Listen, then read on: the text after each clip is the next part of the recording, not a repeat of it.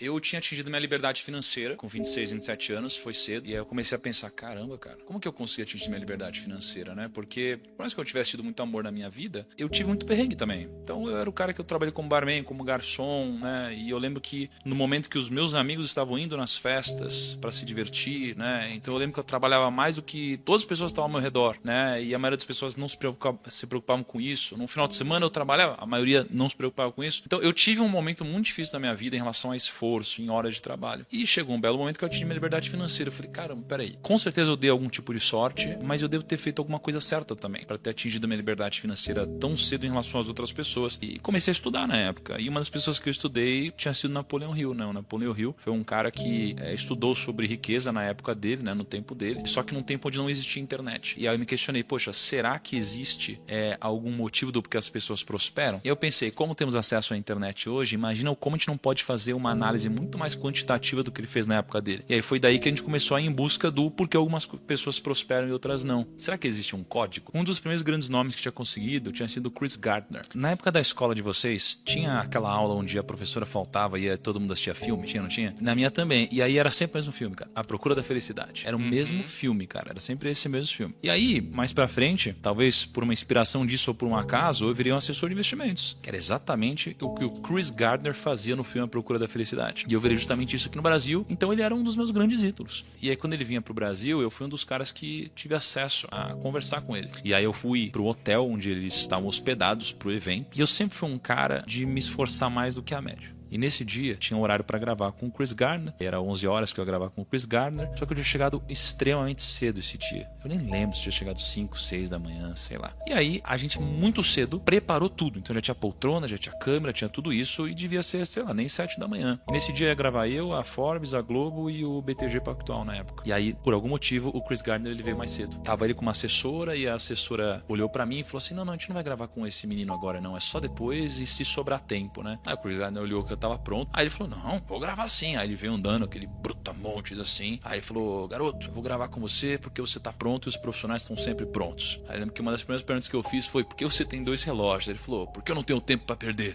E foi muito legal. Acho que o principal insight que eu tive dele foi, there is no plan B, né? Não tem plano B. E todas as pessoas que eu conheço que de fato ficaram muito grandes, elas não ficaram grandes diversificando, elas ficaram grandes com uma grande porrada. Então pega todos os empreendedores, eles ficaram grandes com um grande empreendimento que deu certo, e não vários. O que eu percebi é que as pessoas, elas não devem diversificar o seu trabalho, mas devem diversificar o seu patrimônio, que são coisas diferentes. Isso. Os judeus, eles têm uma passagem que é a passagem quando eles ensinam como investir o capital. E aí eu decidi me aprofundar nisso. E aí eu liguei hoje pro Rabino Dudu, e aí ele pegou a Torá, e ele abriu lá. Cara, é uma loucura, assim. E aí ele começou a interpretar para mim tudo isso, e os judeus, eles representam 0,2% da população, e eles têm eles têm quase 1,5% da riqueza mundial. Então assim, eles são muito ricos por cabeça, mais do que qualquer outra religião, né? E tem algum motivo do porquê eles são muito ricos. Quando a gente foi estudar os princípios, né, judaicos, pensa que os judeus, eles acreditam, né, que os primeiros 5 livros da Bíblia são o Pentateuco, e aí, além disso, você tem a Talmud, que é uma coletânea, né, de livros que falam sobre lei, ética, moral e etc. Um desses livros tem um capítulo específico onde conta-se uma história. E nessa história é muito interessante que diz o seguinte, eles estão falando sobre leis. Estava escrito o seguinte, se você deixa um dinheiro seu na mão de alguém para cuidar, e essa pessoa perde o dinheiro que você deixou na mão dessa pessoa para cuidar, essa pessoa, ela está certa ou errada em ter perdido seu dinheiro? Tá? Então, olha que interessante. O livro fala que depende. Ele diz assim, ó, se eu deixei meu dinheiro com você e você foi negligente, então se você pegou o dinheiro e você deixou na mão de uma criança, ou você pegou, amarrou, jogou para trás aqui, e você perdeu o dinheiro, você é o culpado. Então alguma coisa ruim tem que acontecer com você. Se você pegou esse dinheiro e você guardou da forma correta, mas alguém veio e te assaltou, você não é culpado. Se você fez tudo certo e você foi roubado, aí você não é culpado, tá? É isso que tá escrito lá. Só que aí, ele diz o seguinte, poxa, mas eu poderia ter dado esse dinheiro para uma criança. Em outras palavras, ele está dizendo assim, você poderia ter sido negligente. Mas o que mais eu poderia ter feito? Aí o rabino responde para ele, você poderia ter amarrado esse dinheiro na sua mão. Aí fala, amarrado esse dinheiro na sua mão? E aí depois ele explica o que é amarrar o dinheiro na sua mão. Ele diz, amarrar o dinheiro na sua mão seria como você pegar 1/3 do seu patrimônio e você enterrar embaixo da terra. 1/3 do seu patrimônio e você investir em negócios. E 1/3 do seu patrimônio e deixar deixar esse dinheiro não, e deixar essas posses abaixo da sua mão. Então ele diz, basicamente, que para o seu capital, você deveria diversificá-lo dessas 3 formas: terras, negócios e posses que estejam abaixo da sua mão. Ou seja, real estate,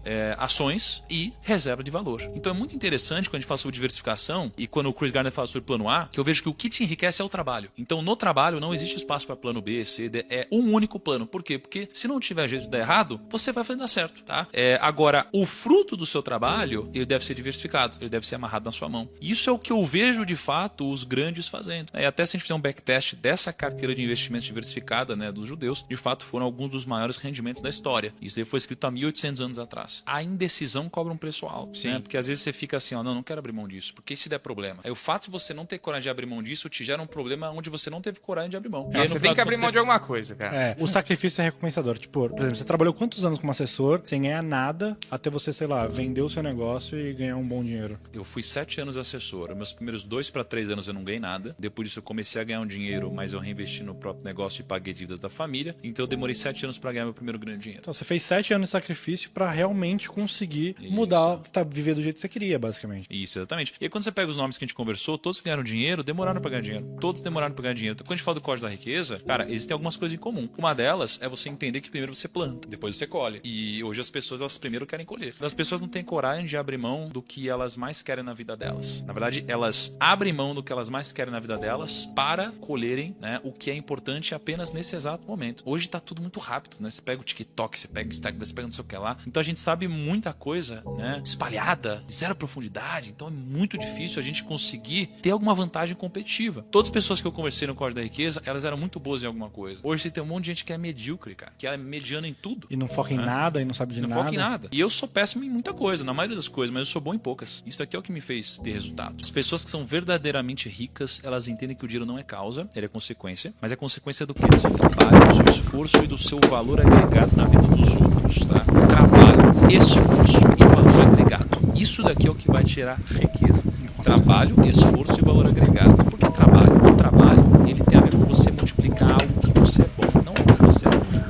O trabalho é diferente do emprego. O trabalho é você multiplicar algo que já está dentro de você, algo que você já desenvolveu, algo que você é melhor do que os outros. Quando você desenvolve algo que você é pior do que os outros, você provavelmente não vai conseguir resolver a equação da riqueza, porque vai ter muita gente melhor do que você se esforçando no mesmo grau que você está se esforçando. Então você não vai ter nenhum diferencial, vai ser difícil você construir algo que ninguém mais construiu. Então é importante você entender onde você é bom e você trabalhar isso, porque é isso que vai te dar vantagem competitiva. Mas o ambiente, ele nos prepara para geralmente fazer o quê? Multiplicar o que a gente é ruim, esforçar onde a gente é ruim, passar tempo onde a gente é ruim. A escola faz isso com a gente. Nossa. A escola faz a gente ficar lá repete ano, até você entender química. Pô, cara, imagina o seguinte, olha que bizarro. Você é um cara que odeia química. Você pode usar química se você for por uma linha importante, né, da sua vida que use química, mas na maioria das vezes não. Você já decidiu que você não vai usar química, você só vai usar, sei lá, uma coisa que não tem nada a ver com química. E aí a escola te repete 2 anos, te faz passar 2 anos, te faz perder 2 anos na sua vida porque você, por algum motivo, era extremamente talentoso em, sei lá, em português e horrível em química. E a vida, ela não vai te premiar pelo que você é horrível, vai te premiar só pelo que você é bom. Você vai contratar alguém pro seu time que é incrível em algo que ela faz, e não uma pessoa que é horrível. Então, trabalho é multiplicar onde você já é bom, o que você tem. Depois, o seu esforço. O seu esforço, porque, cara, você pode ser extremamente talentoso em alguma coisa, né? Mas se você não se esforçar nisso...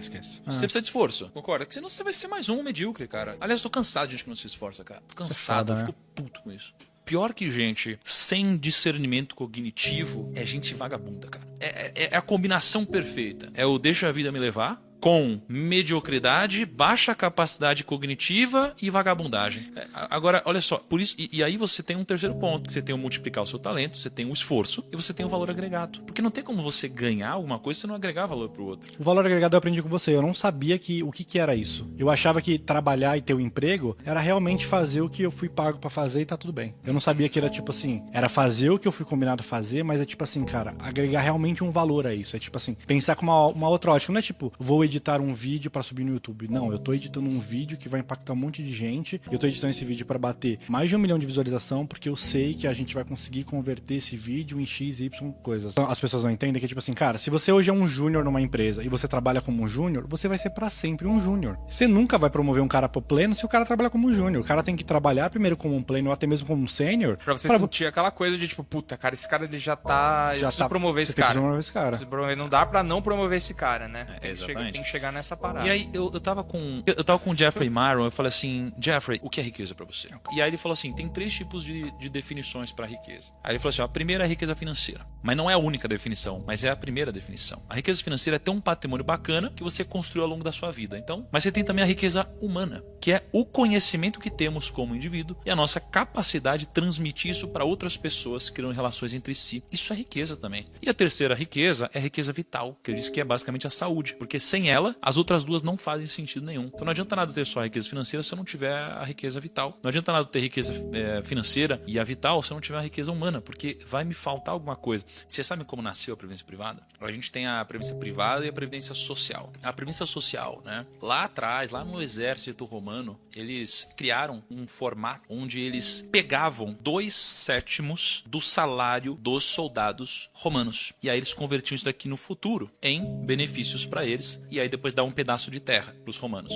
Aí mais para frente, na Prússia, eles, lá em 1883, se eu não me engano, com Otto von Bismarck, eles basicamente criaram um mecanismo onde eles pegavam uma parte do salário dessas pessoas, né, dessa contribuição, para que no futuro eles pudessem se aposentar. Então aqui você tinha uma previdência social começando a ser criada porque as pessoas nunca se planejam para o futuro. E o que acontecia? A média de idade aqui era de mais ou menos 35 a 45 anos, a expectativa de vida. Então, olha que interessante, naquela época, algo que era desordenado funcionava porque era desequilibrado pro lado do governo. As pessoas, elas morriam antes de colher o benefício. Com o passar do tempo, imagina que o governo, né, lá na época da Europa, assim, o governo começou a ter muita grana sendo acumulada e eles não devolviam o benefício, porque as pessoas morriam antes. Né? E aí começou a fazer o quê? Começou a gastar isso tudo. E quando eles começaram a gastar, com o passar dos anos, eles começaram a ter alguns problemas. O problema é que as pessoas começaram a viver mais, a expectativa de vida aumentou. O segundo é que os gastos do governo também aumentaram. E conforme foi passando o tempo, chegou uma hora que criou-se um rombo, né? Porque a previdência social é muito dita por aí que é uma das maiores pirâmides do mundo. Porque de fato, a gente paga hoje, não para o nosso futuro, mas sim para bancar quem está aposentado hoje. E só que foi ficando tão mais caro que antigamente muitas pessoas no Brasil pagavam para sustentar quem está aposentado. Hoje, pouca gente paga para muita gente que está aposentada. E por causa disso, a previdência social deu todo esse rombo no Brasil, que tá todo mundo falando, né, da reforma da Previdência e tal. E daí criou-se a Previdência Privada, que era a possibilidade do próprio investidor, contribuinte, empregado, enfim, montar a sua Previdência. E isso daqui é uma ferramenta para que você faça as coisas no timing certo, e as pessoas que não fazem as coisas no timing certo não conseguem desfrutar das coisas também no timing certo. O timing do desfrute das coisas não é no imediatismo. O timing do desfrute das coisas é depois de você passar por um processo de construção. E as pessoas invertem essa ordem. Elas fazem tudo ao contrário. Quando elas têm saúde, elas destroem a saúde delas. Aí quando não sobra mais saúde, elas são obrigadas a trabalhar. Quando elas são obrigadas a trabalhar, elas não investiram em se capacitar. E agora elas estão competindo com quem fez isso. Você entra num ciclo onde você tá ferrado.